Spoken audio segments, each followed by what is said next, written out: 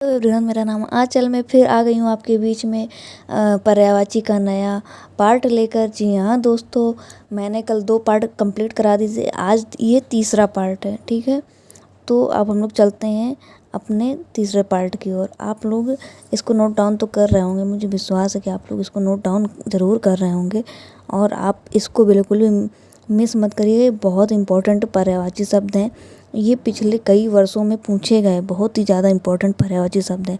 ठीक है दोस्तों, तो आप लोग बिल्कुल लिख के नोट डाउन करिए और इसका रिवीजन करते रहिए लगातार, क्योंकि आप रिवीजन करेंगे, आप देखिएगा कि आपने अगर जितना हम पढ़ा रहे हैं इतना पर्यायवाची अगर आपने रिवीजन करके कंप्लीट कर लिया तो देखिएगा आपका एग्ज़ाम ज़रूर क्वालिफाई होगा, ये मेरा विश्वास है।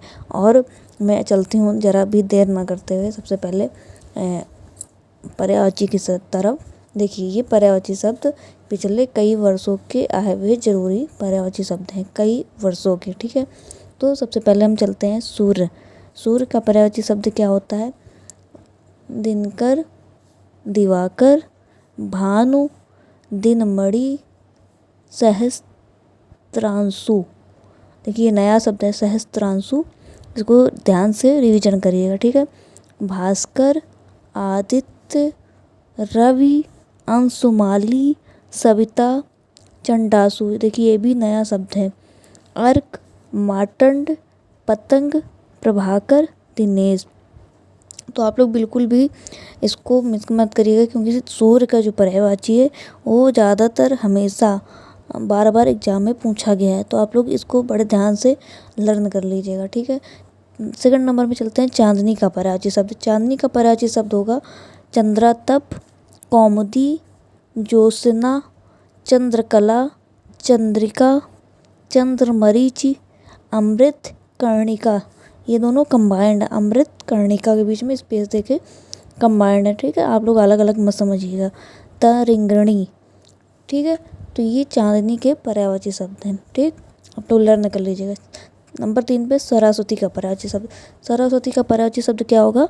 भारतीय, बीड़ापाणी, महाश्वेता, इला, वागीश, कर्णिका, ब्राह्मणी, गिरा, निधात्री, बागेश्वरी, शारदा।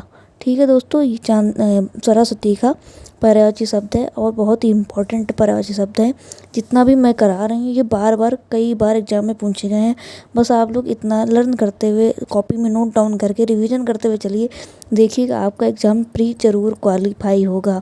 ये मैं 100% आपको गारंटी देती हूँ। ठीक है दोस्तों, बस आप लोग लर्न करिएगा, ईमानदारी से अच्छे से पढ़ाई करिएगा। ठीक है, नंबर 4 पे चलते हैं लहर का पर्यायवाची शब्द। लहर का पर्यायवाची शब्द होगा तरंग, वीची, हिलोर, उर्मी। ठीक है दोस्तों, लहर का पर्यायवाची शब्द क्या होगा? तरंग, वीची, हिलोर, उर्मी। चलते हैं नंबर 5 पे सिंह का पर्यायवाची शब्द।